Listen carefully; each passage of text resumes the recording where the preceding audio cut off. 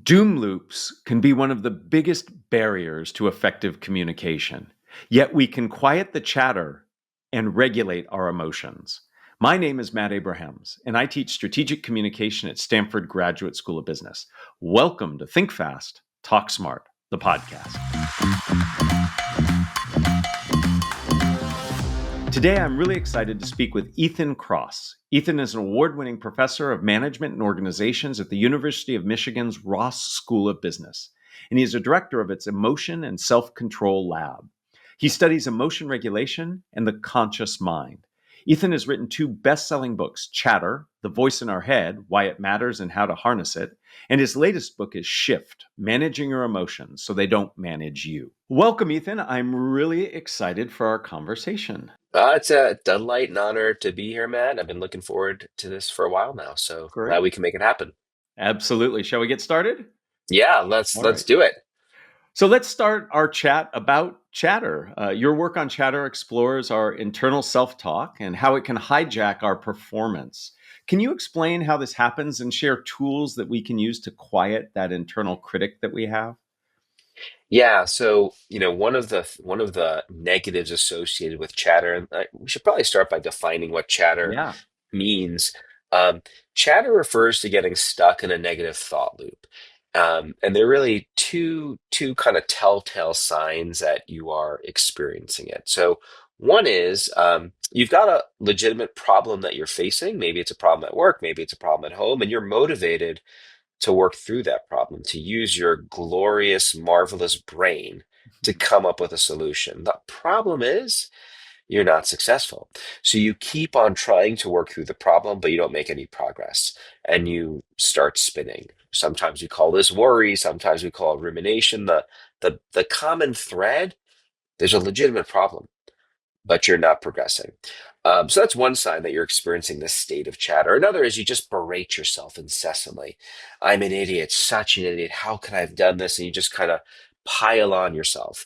How does this undermine performance? Well, one way it does so is by consuming your attention. So let me ask you this question, Matt. Have you ever been in a situation where you sit down to read a few pages in a book, and under oath you would swear to a judge that you've read the information on the page, except you get to the end and you do not remember a damn thing you've read? Ethan, that happens so frequently that it is common. Well, and it's in my experience talking to lots of people about this stuff over the years, this is a universal experience we all have at times. And chatter just promotes this. So how does this work? We have a limited capacity to focus our attention. Our attentional resources are a precious limited commodity in our brains, and chatter acts like a sponge that consumes that limited capacity. It leaves very little left over that allows us to do the things that we want or need to do. So that's one way it can undermine our performance. The other thing it can lead to is something that we call um, paralysis by analysis. Or Hmm. you can actually flip it. Analysis paralysis works both ways. Here, the idea is you start overthinking things that you can normally do without thinking, to the point where the entire performance crumbles. If you watch sports, you see this happening all the time to athletes who choke under pressure. All of a sudden, second basemen who, you know, could historically throw the ball to first base with their eyes closed now can't get anywhere near the vicinity. So that is also a function of chatter, and those are two powerful detriments to our ability to excel in performance contexts. So chatter sucks up our cognitive bandwidth and it has us doing things more consciously than we might normally do it. And that's what gets in the way of us performing well. I see this play out all the time in the work I do around helping people feel more comfortable and confident in communicating. Anxiety around speaking gets into this chatter loop very easily. Oh yeah. What are some techniques we can use to sort of break this cycle? An early experience that I had with Yeah. analysis paralysis was when I was first public speaking as a grad student. One of the first classes I taught, some of the I taught a class. It went well. I got some feedback though that said that I had forgotten to smile enough, and so Ah. the second time I came back, I overcorrected. And like I smiled so widely that it disrupted. I forgot what I wanted to say. So, And that happens a lot. People get caught up on things like they hear themselves saying or they know what they wanted to say in a certain way, and then they get into these doom loops yeah, that prevent them from performing well. And how do we exactly. get out of that? So here's the good news. You can get out of it. More good news. If someone has told you about a tool that worked for them, but it didn't work for you, no problem. Because what we have learned from the science is that different tools work for different people in different situations. There are no one size fits all. There are no one size fits all solutions. I think of managing your chatter a lot like becoming physically fit. So most of us have goals to be physically fit for different reasons. Some of us want bigger muscles. Some of us want to be able to run longer. Based on who you are and your goals, you're going to benefit from doing different kinds of exercises and routines. The same is true when it comes to managing your chatter. So what can you do? Um, well, there are some things you could just do on your own, right? Like basic ways of thinking, of shifting the way basic ways of shifting the way you're thinking or behaving that can turn the volume on your chatter down. One category of tools that a lot of people benefit from are called distancing tools. So Mhm. here the idea is when you find yourself zoomed in very narrowly on a problem and you're ruminating about it, let's find a way to help you step back and look at the circumstance a bit more objectively, almost like you would be peering in on a friend. Most of us have had the experience of finding it much easier for us to give great advice to a friend as compared to ourselves. There's a name for this phenomenon. We've studied it in my lab. It's called Solomon's paradox, named after the Bible's King Solomon. King Solomon was known for being super wise when it came to other people. When it came to himself, he made terrible decisions. This is true of all of us. So, how do you step outside yourself? Lots of ways to do it. One tool that I'm fond of is called distanced self talk. So, what this involves is trying to work through a problem using your own name and you.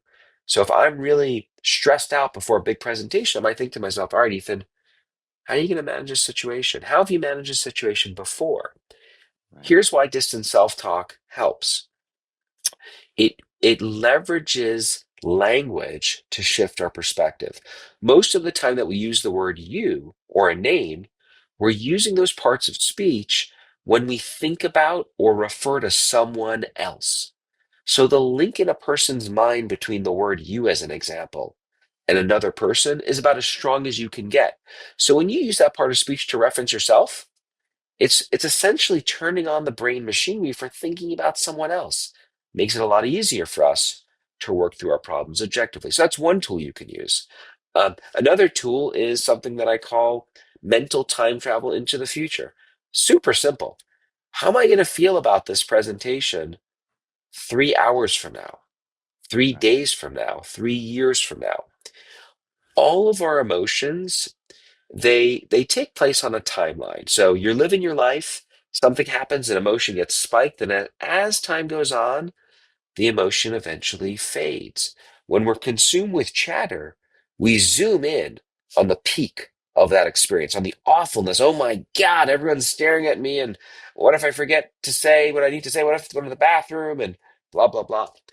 It is amazing, I should add, that how creative we can be in coming up with worst case scenarios. Absolutely. Yes, we're very good. So when you zoom in on the pinnacle of the emotional, the negative experience, what you lose sight of is something that you know at your core to be true. You know this to be true because you've experienced what I'm about to describe millions of times in your life, which is the emotion has come and has increased, but then as time has gone on, it has faded. So when you jump into the mental time travel mission, you think, hey, how am I going to feel about this tomorrow or next week?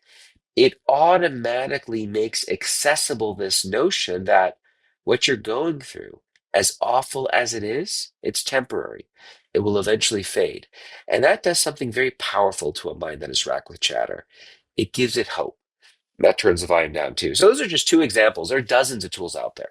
I really appreciate that. The distanced self talk, putting yourself as the person you're giving advice to, and then asking yourself what this means in the future. I've heard things like writing things down, Just recognizing like mindfulness teaches us that this is what I'm experiencing in the moment. All of those give us a little bit of space to be able to manage. So thank you for that. That's right.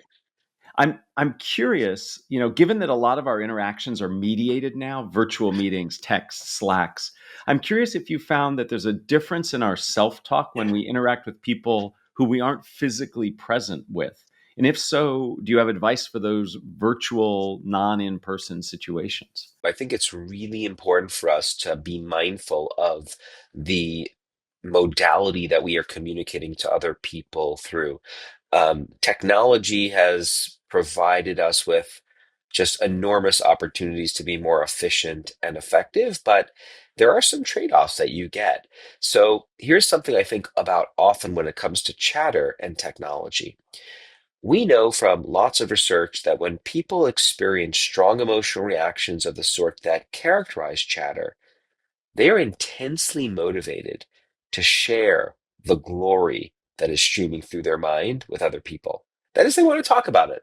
Right. Now, in the non-social media, non-technology, quote unquote, real world, there are some obstacles that are embedded into life that prevent you from immediately talking about your chatter in the instant that it has spiked and is perhaps most extreme.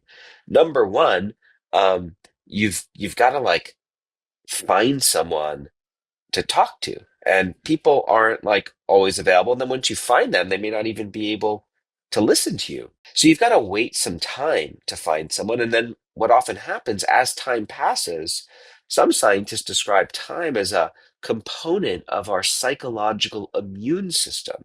That is, time works to reduce the intensity of our emotional responses. As time goes on, our emotions fade, right? So you're waiting to talk to someone in the real world. You finally, my wife, I finally reconnect with her 5 hours later. I'm not as upset as I was before. Social media, though, gives us access to a network and at all times. And when you couple it with these devices over here, Phones, these yeah. smartphones, you whip it out at the very peak, and then you're sharing. And there's one other thing to keep in mind, which is on social media, I'm sharing my inner thoughts and sometimes frustrations into a text box. When I am face to face with someone, I'm in the presence of another human being who is sending me all of this rich information back about how what I'm doing and how I'm behaving is affecting them. That is, your face, your body is sending me information about how you are feeling. And that can constrain the way I behave to you, right? Like in my head, like sometimes, man, I'll be honest, like when I'm pissed off, I mean, it's like a Robert De Niro film in there, right? Like the expletives that are Yeah. going, like if I said some of these things out loud, I would be in big trouble. Now, I would never talk to you that way, right? I wouldn't talk to any other human being that way. And it's because you are calibrating how I communicate. So I think it's just really important to be mindful of these modality differences because we do see that people are much more likely to share emotional information in an unfiltered way on social media that can sometimes get them in big trouble. Absolutely. And I think it's important to always be thinking about the channel and what that means for how and when and how specific you can be in your communication. I really like that idea of time being part of the immune system and really helping calm things down. I appreciate that. You've said that a common piece of bad advice is simply get over the negative feelings that people have. I'm curious, why is that such a bad idea? And if it is, what are some communication frameworks or tools you can share with us that we can use to acknowledge others' negative feelings without just saying, hey, get over it? How can we help them process those feelings? Yeah, so just get over it doesn't really give people a whole lot of tactical information to help them get over it. I think a lot of people, when they're struggling, they're highly motivated to reduce that struggle. They don't want to stay in that state for the most part. And so when you just tell people just get over it, it's not like they're not trying to do so. And in my latest book, I tell this anecdote where my wife and I were driving back from dinner in Detroit with another couple, very close friends of ours, and the husband has been experiencing some real stress at work, and it was the source of some chatter. And he was describing it to us in the car, and his wife says to him, yeah, why don't you just think differently about it? Effectively, like, just get over it. And he turns to her and goes, yeah, easier bleeping said than done, right? Right. And he did not say bleeping. I'll let you fill in Yeah. the blanks, right? Yes. And so the idea is, okay, but how, right?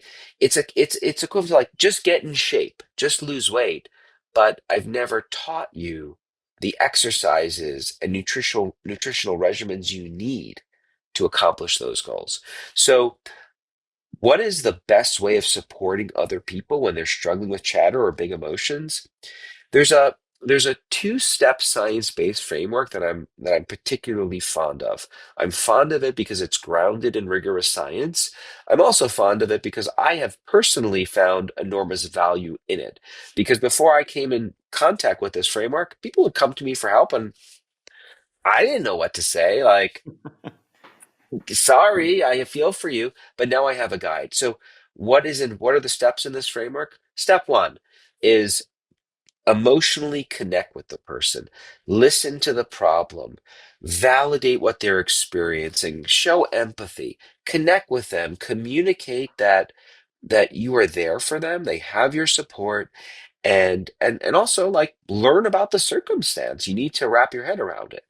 Once you have a sense that those social and emotional connections have been forged, um, then you want to shift to starting to work with that person to help broaden their perspective, help give them actual tools that can benefit them, right? So, Matt, you come to me with a problem. I listen, I learn, you know that I'm genuinely here for you. I might throw it back to you and be like, hey, so what would you tell me if I was in your circumstance? Or, I was in that situation a couple of years ago. You know what really benefited me? It was actually doing this mental time travel thing where I went into the future. Maybe you try that. And there are lots of different tools you could slip in during that part of the conversation. But the idea is you lay the groundwork, the emotional groundwork for giving those tools at the beginning part of the conversation. And then you come into problem solving mode at the end. That's the formula for both being a good chatter advisor to someone else. It's also a formula for helping you figure out who are the people in your life that you should put on your chatter advisory board. Like, who are the people who do both of these things for me? Because I'll tell you, when I do audits of people's advisory boards with them, there are lots of people that folks go to talk to about their problems. They don't do both of those things. Sometimes they just kind of co-ruminate with the other person in ways that make the situation even worse. I really like this idea of a chatter advisory board and really think about who are the people that help you. And it might be the same person or it might be different people for different situations. But That's right. I really like that proactive idea. And then as somebody who is trying to help others, we talk a lot on this show and with a lot of people and colleagues that you and I have in common about how we can connect. We can ask questions, we can paraphrase, we can demonstrate our empathy to really learn about the circumstance before we begin to provide potential advice and guidance.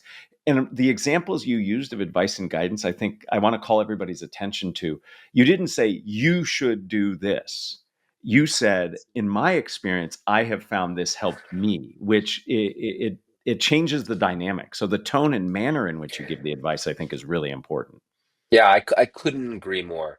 The you should is you want to use that very sparingly.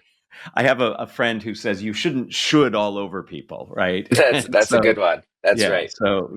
but saying from your own experience opens up for conversation. Yeah, and just to take that a beat further, because I think it's such an incredibly insightful and important point, Matt, is like why is it that the kind of softer way in to giving the info is important? It's because we all human beings have this fundamental drive towards agency. It's a drive to believe, to use the technical term, that we are capable of handling our own shit. And when you threaten that drive, it elicits a kind of defensive reactance. And so, if you could get in there a little bit softer, it makes it all easier. Absolutely. I love the technical term. Thank you. Yeah. I'd like to shift our conversation away from chatter to your latest book, Shift. You've already alluded to it, but it's all about emotional regulation. And by the way, it's fantastic. You say in there that a key to managing your inner world is to view our emotions not as problems to be suppressed, but as data to be analyzed. So this is a way of reframing it. What does this shift do for us? And how can we train ourselves to use this reframe so we can get some of the benefit? Well, I think one of the big problems we have in society right now, at least in Western society, is we give people these aspirational goals to live lives free of negative emotions, striving for happiness all the time. Sometimes this leads to what we call toxic positivity. And here's the problem with that. Number one, you're giving people an impossible goal. Like, there's no way you can achieve this goal of never experiencing negative emotions. Number two, it is an undesirable goal because all of our negative emotions, when they're experienced in the right proportions, not too intensely, not for too long, are helpful. I want to repeat, your negative emotions in the right proportions are helpful. Let me give you a couple of examples. Anxiety. When I don't experience any anxiety before an important presentation, the performance I deliver is not as good as when I Yeah. do experience a little anxiety. Why is that? Because the anxiety is information that tells me, hey, dopey, time to start looking over your slides and making sure it's all top of mind, right? Right. If I don't do that, I just walk in, it doesn't go as well. Anger. Anger is what motivates me to intervene when my daughter doesn't put on her helmet when she's riding her bike. So we experience anger when our conception of what is right and wrong is transgressed, and there's an opportunity for you to fix the situation. You experience a state and you approach, you intervene. In the right proportions, those are healthy. The big problem, of course, is we often experience negative emotions out of proportion. That's why it's important to understand how to regulate it. But we really need to understand that we should not be throwing the baby out with the bathwater. Just because negative emotions are harmful some of the time doesn't mean that they don't serve a vital role in our lives. Taking that reframe really can help. When I feel my anxiety before giving a speech or my anger with one of my kids because they're driving too fast, when I see that as, hey, this is input for me to then act upon rather than something to bury deep inside or get overwhelmed by, I can really make a difference. And I appreciate that. It again takes that little bit of distancing to give yourself that space to do that, though.